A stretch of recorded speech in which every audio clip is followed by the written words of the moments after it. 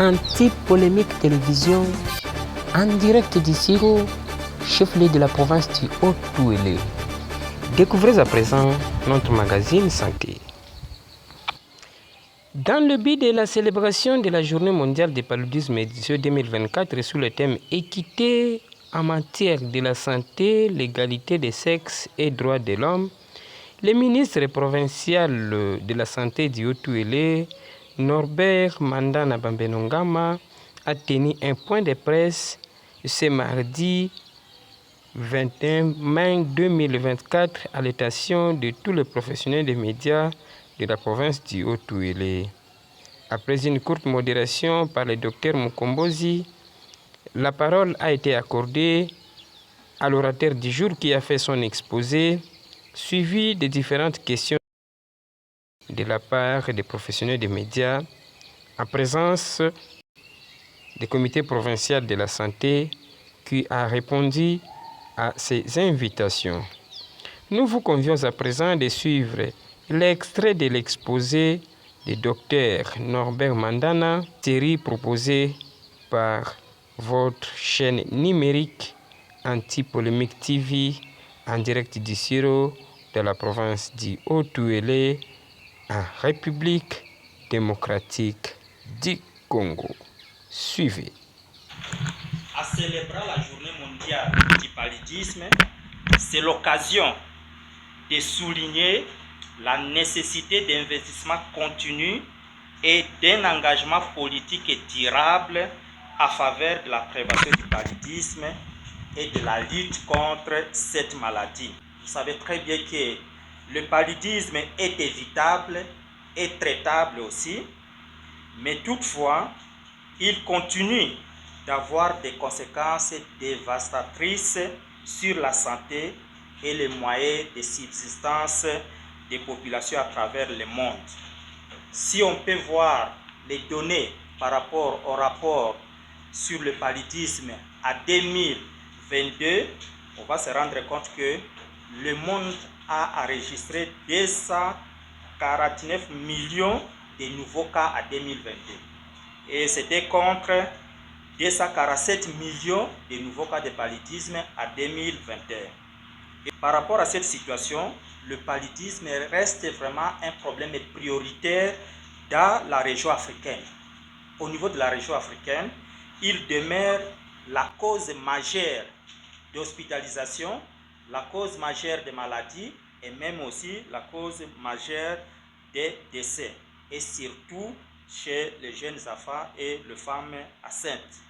Et vous allez constater que dans notre pays, selon les rapports du Programme national de lutte contre le paludisme à 2022, le pays a enregistré 7 296 419 cas, mais parmi ces cas-là, on a eu presque la moitié, 13 300 804 cas chez les enfants de moins de 5 ans. Et il y en avait aussi chez les femmes enceintes, 1 208 537. Et parmi ces cas de décès, nous pouvons signaler qu'on a enregistré 24 880 décès. Et sur ces 24 880 décès, 68% de ces décès-là concernaient les enfants de moins de 5 ans. Donc, une fois de plus, ce sont toujours ces groupes vulnérables-là des enfants qui subissent vraiment les lourds fardeaux. La province du Haut-Touélé aussi n'est pas restée à reste. Donc, à 2023, nous avons enregistré dans le Haut-Touélé 782 850 cas de paludisme et on a déploré 1009 décès. Et parmi les 1009 décès, il y a eu 533 décès chez les enfants de moins de 5 ans et ça a représenté 52,8%. Donc c'est pratiquement la situation dans laquelle on se retrouve. Et par rapport à cette situation, il faudra signaler que nous avons encore une incidence du paludisme qui est très élevée, 312 cas pour 1000 personnes. Et nous avons aussi un taux de létalité hospitalière qui est pratiquement aussi environ à 1%. Et quand nous voyons la situation de la province, on se rend compte que par rapport à ces deux indicateurs, l'incidence ainsi que le taux de létalité, nous sommes vraiment supérieurs à la norme nationale. Donc nous devons fournir des efforts pour que les Haut-Touélé puissent aussi participer aux objectifs de développement durable où nous devons réduire sensiblement l'incidence et nous devons aussi réduire la létalité pour qu'on contribue à éliminer le paludisme. Alors, face à cette situation alarmante, c'est pour cela que nous, dans la province du Haut-Uélé, nous sommes joints à d'autres provinces pour que nous puissions célébrer. Et les thèmes retenus pour cette journée mondiale du paludisme, c'est pratiquement le genre, l'équité en santé et les droits humains, avec comme slogan accélérer la lutte contre le paludisme pour un monde plus équilibré. Après les différentes séries de questions posées par les professionnels des médias présents dans la salle, le ministre provincial a pris la parole pour lancer un message en lingala pour une bonne compréhension. C'est l'équipe Mwambula. Awa bona banzi kesho l'équipe Mwambula mitano, peut-être motoba. Donc kaka tangu mbule badai ko banda. Ezaki mingi na sanza ya mine, na sanza ya mitano kaka ndenge tozalaki awa. Je pense que ezalaki ngonga oyo surtout ezalaki na zone santé ya Iziro, ezalaki na zone santé ya Wamba, ezalaki na zone santé ya Pawa, to bandai ko zwa baka ebele na ba l'hôpital na biso, mais ezalaki baka ya malaria na to bandai pe ko bungisa bandeko ebele. Mais na malako oyo tozali kopesa na bibongisi oyo bulamatari elongo na ba partenaire baza kosala tomoni quand même ke ebadi kokita. Mais tokomi na niveau oyo tosengeli nango te. Parce que niveau tosengeli nango esengeli ke na mapango na biso nyonso tolobake na mbula oyo ata moto moko abeli malaria te. 0 cas ya malaria. Tozala posa tokoma kuna. Mais je pense que tokokoma soki yo journaliste na bandeko msusu parce que eza penza lite oyo eza ko sengela na batu nyonso eza kaka batu ya santé te mais eza une lite multisectorielle. Soki moto na moto esika aza nango amitie maboko alandi malako oyo tozali kopesa oyo bino bokobanda kokoba kopesa na banzi ke toko réduire fardeau ya pasi wana. Tangu toza na cas ya malaria mingi te, je pense que eza penza eloko ya mutuya na mabota na biso. Okomona ke okobungisa mbongo ebele te. Olie kobungisa mbongo mpona kotinda moto na hôpital, mwa mbongo wana ekokosunga mpona eloko mosusu. Okomona ke bana na biso bakozala mayele mingi parce que mokolo nyonso bakende na kelasi aza kolekisa mikolo na ndako te parce que abeli malaria.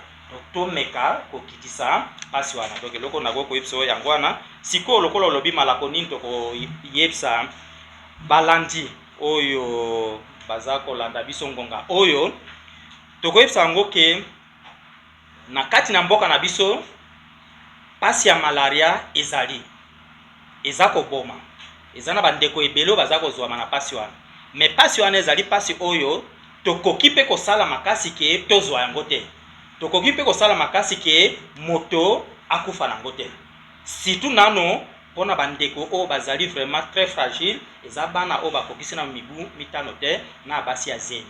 Alors nde tokoyebisa bango tango toza kokundola mokolo oyo toza koloba na lifala se journée mondiale du paludisme toza koyebisa bango ke bandeko na biso tokeba toyeba ke malaria eza kaka oteya biso mais pona kobundisa yango eza eloko oyo tokoki kosala yango moto nyonso akoki kosala yango.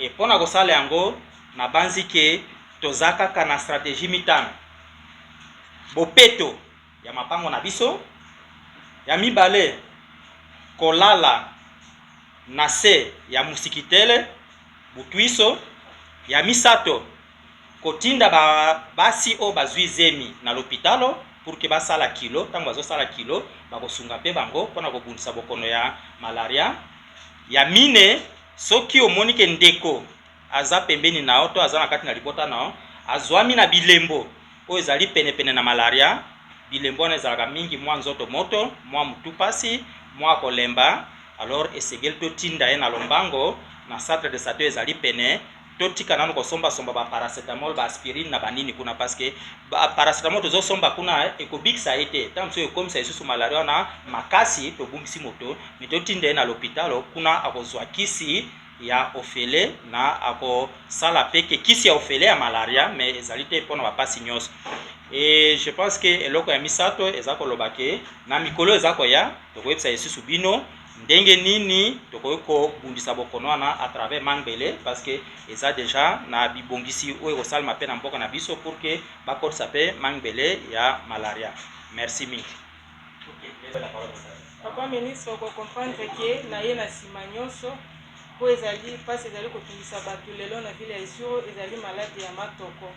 Bien que toza na décor ya paludisme, bato ebele bazali kosouffrir na passe wana so oki ata kolancer message moke na ntina na yango.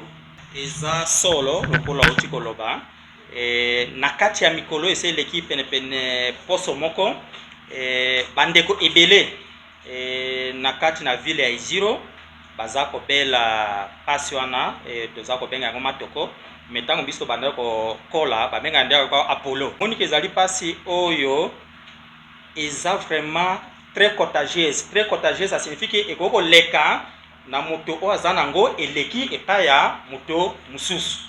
Alors je pense que eloko o tokoyebisa population o baza kolanda biso na ngonga oyo toyeba d'abord que pasi wana ezali eza bondoki te ezali pasi oyo ezali. Alors mpona kosala ke bato ebele bazwama nango te eza na bageste muke muke oyo esengeli to observer yango.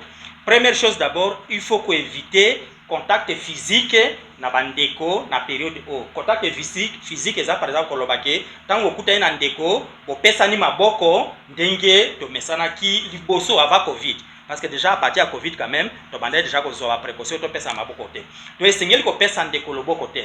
Pesa mbote na musika, bonjour, mbote, sango nini, de fois c'est que osimba nzoto nete parce que soki osimbi ta mususu okozwa pe loboko no otia yango na miso soki déjà ozwaki microbe wana ye azalaki nango mbala moko eleki. Eza d'abord eloko ya yambo oyo esengeli tosala. Na eloko yango pe tokolobake do ba pratique wana tokoyebisa pe bandeko na ba église tango tozokoma na ba église par exemple na kati ya mikolo tango balobake topesa na mbote. Je pense que na kati ya mikolo esengeli basango na bandeko na biso pe basunga biso ke bapesa occasion na te ke bato bapesa na mbote ya maboko.